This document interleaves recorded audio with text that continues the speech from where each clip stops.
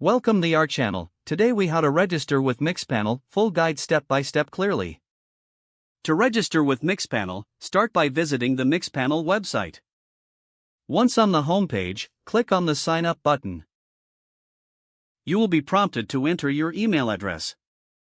Make sure to choose a valid email that you have access to. Next, create a strong password for your account.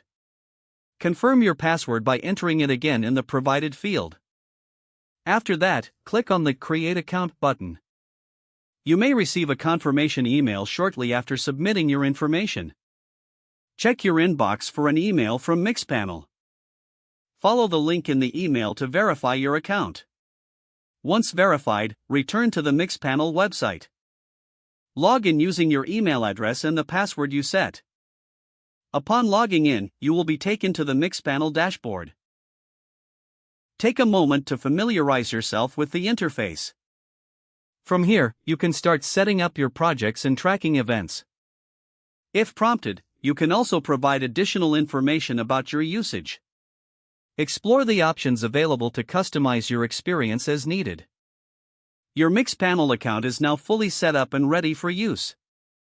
If the page does not load, refresh the browser or try again in a private or incognito window.